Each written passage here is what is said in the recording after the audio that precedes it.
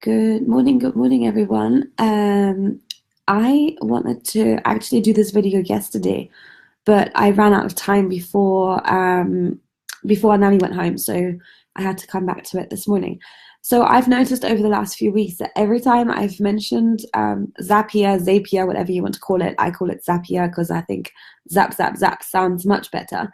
So I notice every time I mention it to someone, whether it's a client, a contact, and I'm like, right, have you tried to see if you could automate that with Zapier to save yourself a whole load of time?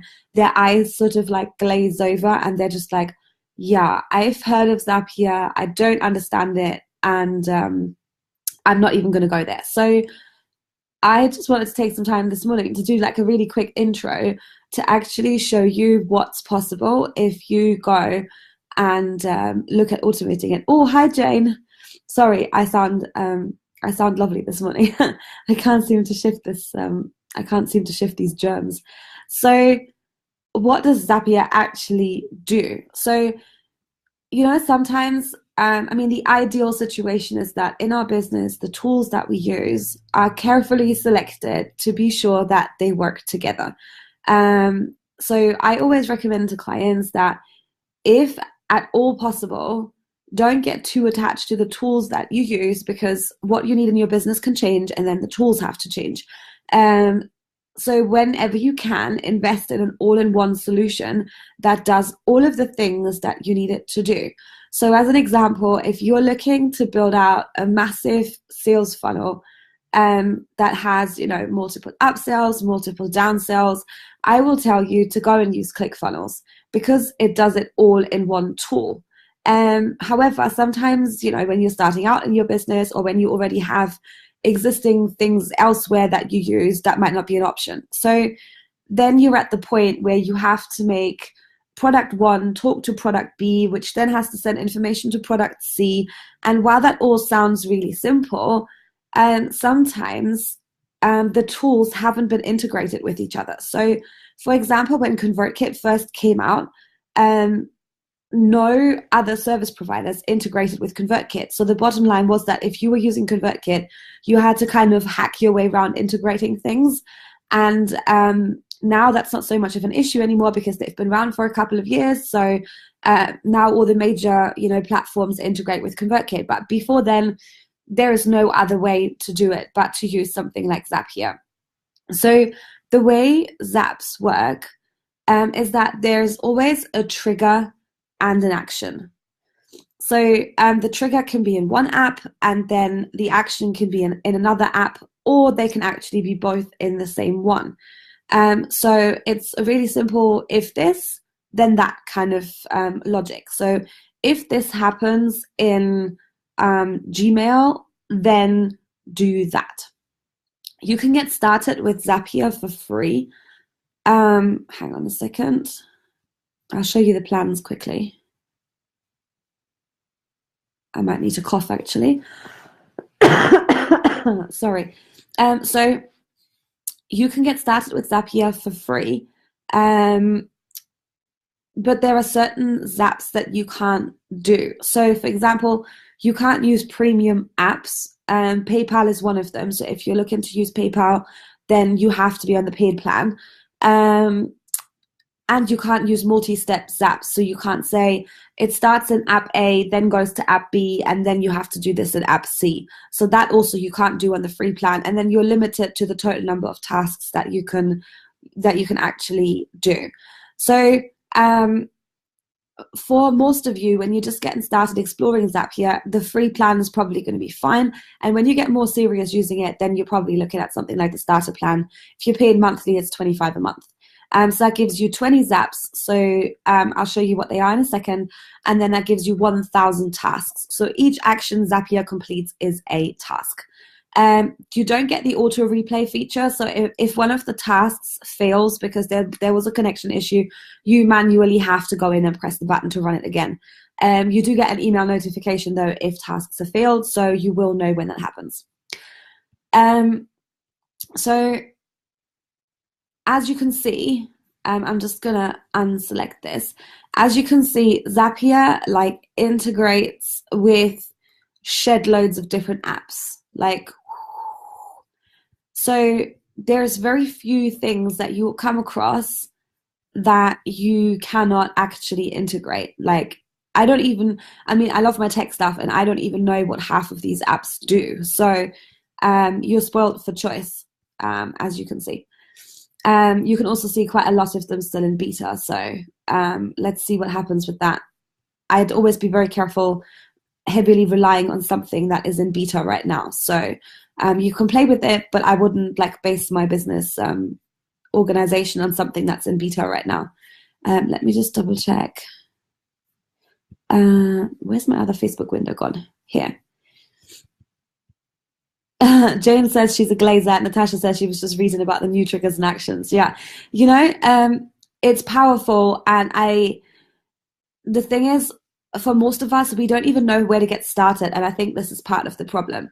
So what I would start doing is, when you go through your daily work, and I'm going to show you some examples now.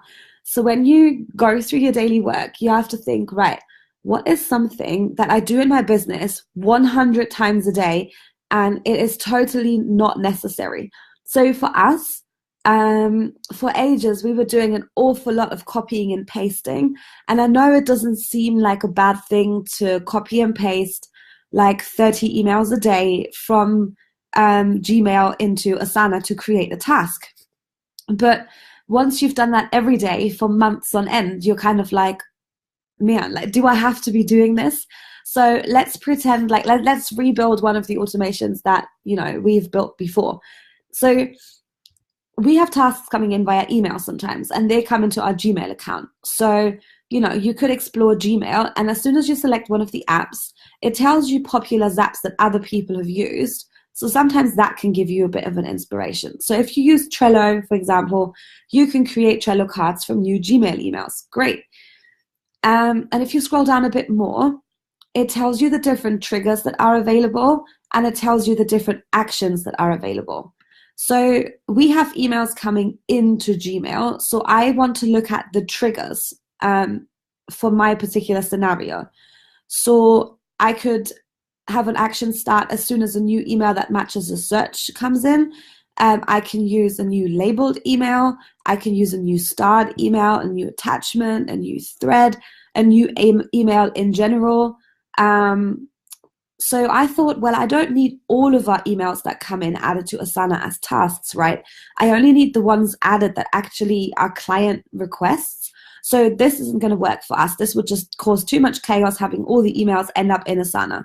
Although Natasha might disagree with me now and thinks, yeah, we totally should have all of our emails zapped into Asana. But so we went with new labeled email. So I can see that would work.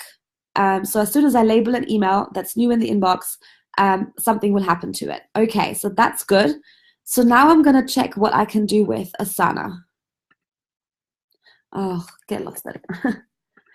It won't let me unclick it. So like you see, actually, if you select both, it will now also give you the other options of what you can do. So I can actually create Asana tasks for labeled Gmail emails. That's totally what I want to do.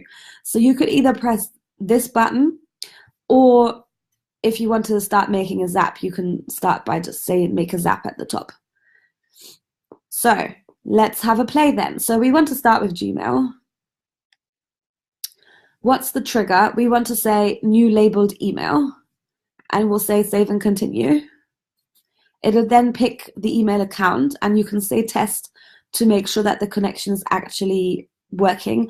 If you haven't connected anything yet, you press the button that says connect account and you sign in, and then it'll have your account connected.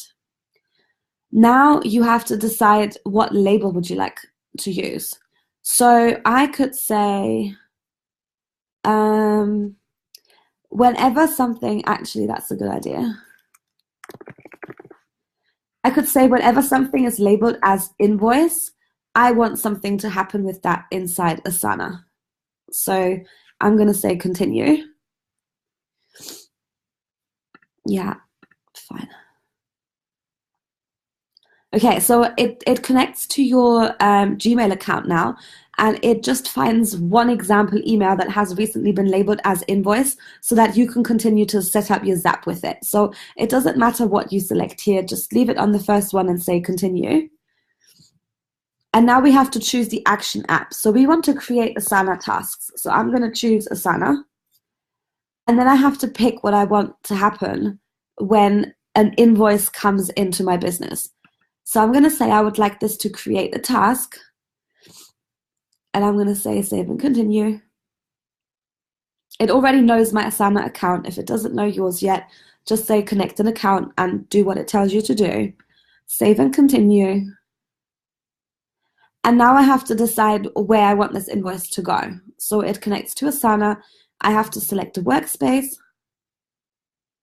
Then I have to select a project. Well, I don't have to, but I am going to select a project.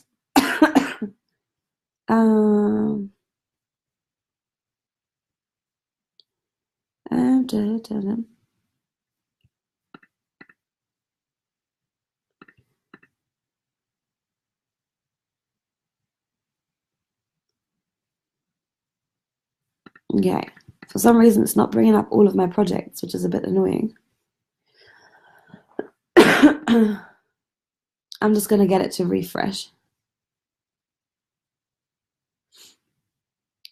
Oh, here we go. Right. So you can keep pressing this button to bring in more options. And then I could technically search. So I'm just going to select one project as an example. And then I need to decide what I want to call this. So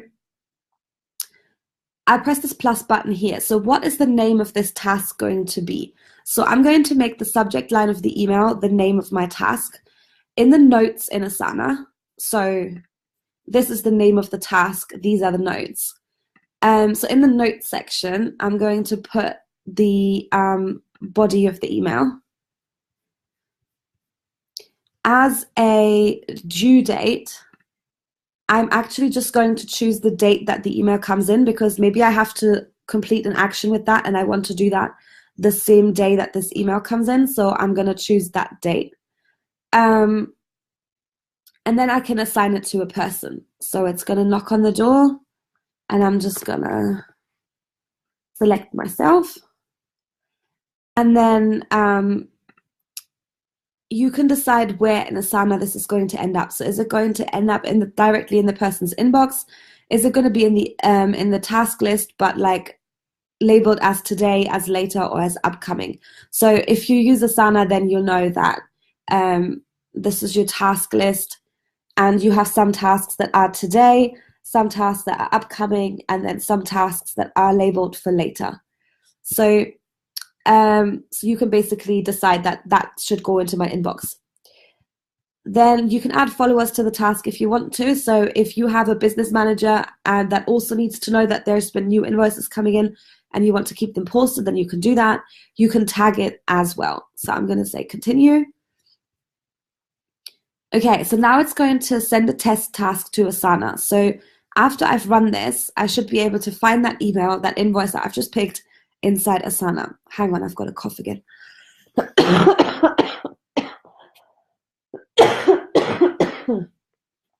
Oh, this cough is getting annoying. Okay, so now if I go into Asana and I find the emails, wherever they've gone to, emails. I'm pretty sure that they're supposed to be, I'll just go to my inbox. Okay, so this is basically coming as a test task just now. So it will say your payment for this invoice is due, and then all the details are in here. Unfortunately, this was a bad example of an email because this is just pulled in all of the HTML instead of the actual, email. So with invoices, this would probably not tell me an awful lot. So yeah, it's just the way sometimes they look. But that's how simple it is. So now every time you are inside your email inbox, what will happen is as soon as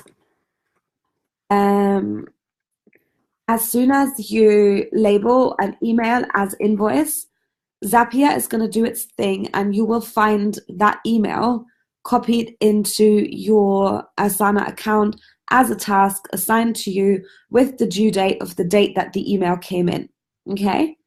So we had loads to automate because we kept getting tasks sent through to us and we had to copy and paste them into Asana and then assign them to somebody. And it was all taking an awfully long time. And I mean, even if you just spend like 2 minutes on every email, if there's 30 emails per day, you've spent 60 minutes on it, but you just haven't noticed because they were like little 2 minute increments that you just didn't realize, you know? So your time is valuable. If you have things like that, automate them. So let me go back here. I just made some notes. So that's Gmail to Asana. If you like, so we've got a client that uses Airtable to document some of her things. So what you can do is, as soon as a PayPal or a Stripe sales comes in, you could add that to Airtable as a record if you needed to. I know a client that uses the automation for bookkeeping. So as soon as a payment is made in PayPal or Stripe, she has to generate an actual invoice for her records. So the Zap is set up to literally go from a PayPal transaction straight to zero to create a new invoice. So let's go back to the dashboard. Oh yeah, and before your Zap is ready, you have to actually like turn it on. So if you don't turn them on, they're just going to hang here like this. Let's have another play with this. Let me just check the comments and see if there's anything urgent. No, okay. So another thing that you can do is if you have a PayPal transaction come in, you can say for a successful sale. I haven't connected my PayPal yet, so you need to go and copy this over to your PayPal account. I'm not going to do that right now because my PayPal account redirects elsewhere already, and I don't want to be messing with that right now. I can say continue, and it's going to pull in a sample. So then I can choose an action app. So I should be able to select zero, and I can say create a new sales invoice. Okay. So that's money that's come into your account. And then I basically will just say connect my Xero account, which I can actually do.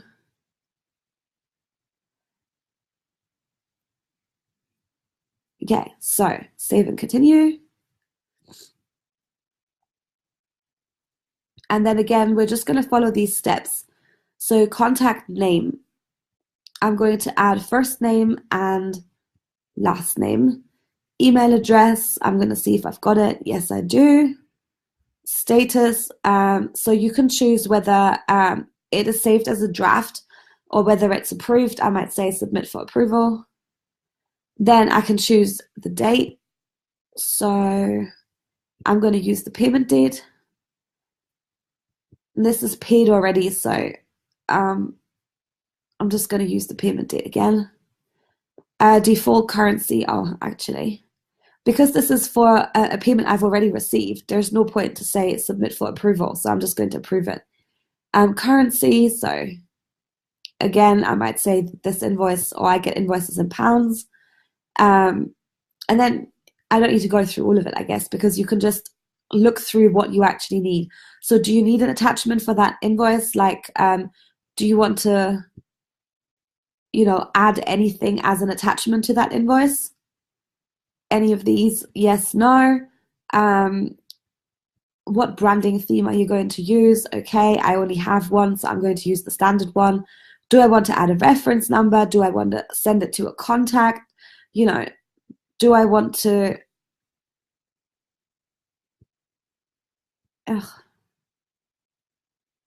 So is it going to be inclusive, exclusive of tax?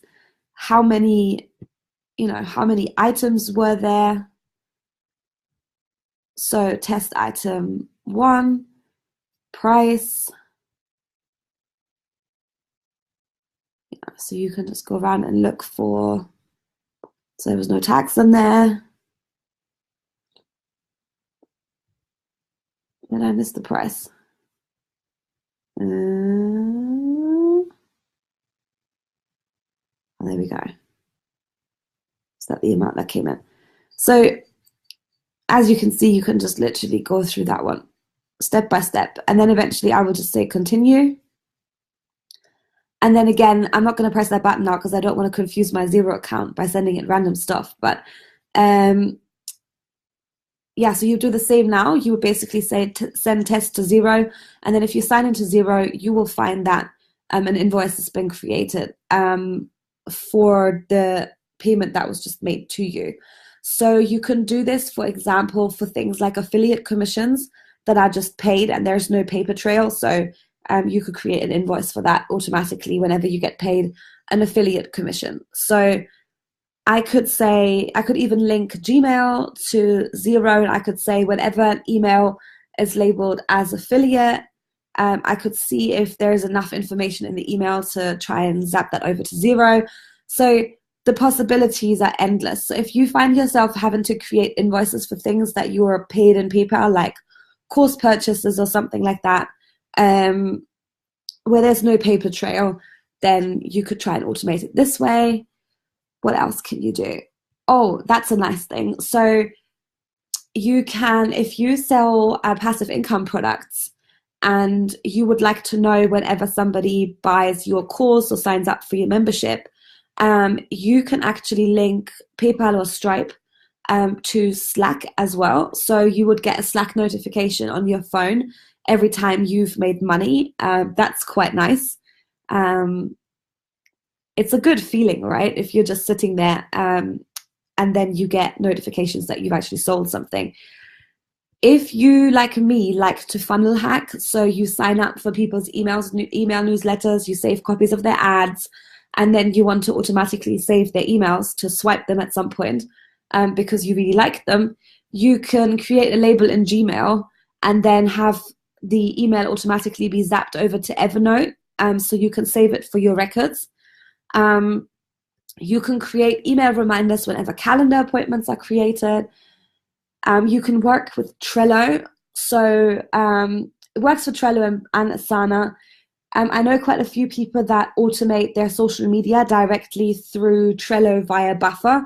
So whenever somebody adds a card to a column in Trello, it basically triggers the zap to create a post in the Buffer account. So then you don't manually have to go and sign in to post your, to post your content to different groups. Another tip, sometimes we still get some third-party platforms that will only link to MailChimp as a newsletter, like email service provider, and that is super annoying. So what you can do is, I'll give you an example of that. It's Ruzuku. That's who I came across the other day. So they let you create online courses, but they don't integrate with Zapier and they don't integrate with any other platforms for email services, only MailChimp. So I have connected the client's Ruzuku account to their MailChimp account, and then I'm going to use Zapier to automatically zap people from MailChimp to ConvertKit. And we have the MailChimp account on a pay-as-you-go plan. So he can keep the account open and he won't be paying for it every month, but he's using ConvertKit now. So we had to get people that sign up for his course into ConvertKit, and the only way to do that is via MailChimp and then Zapier to ConvertKit. So if you're using tools that don't integrate very well, unfortunately, sometimes you do have to hack it that way. And that's why Zapier is such a time saver. So another thing you can do is if you build your sales funnels in ClickFunnels, you don't have to use the ClickFunnels members area. You can use Teachable and you can literally zap people from ClickFunnels directly into Teachable. So there are so many options on what you can do with Zapier. So your eyes don't need to glaze over anymore. Like, there's nothing. As you can see, it's a simple process. There is a trigger and there is an action. So if you have two things that you need to connect, check what the possible triggers are for zaps, and then check what the possible actions are. And if the trigger is label is applied in Gmail and the action is added to a Trello card, then it's possible. And that's how simple it is. So we have I'm just gonna delete these ones I was playing around with.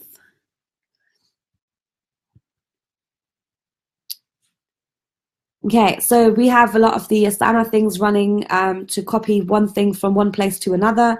So you can have Zaps within the same app.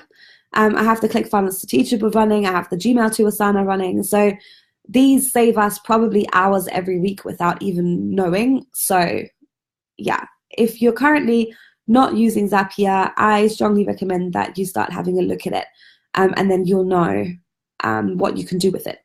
Okie dokes, I'd better get back to work now and edit yesterday's episode and get it live for you today. If you've got any particular questions on Zapier, then feel free to comment under this video and I'll try and get round to them a little bit later on. And I'll talk to you soon. Bye.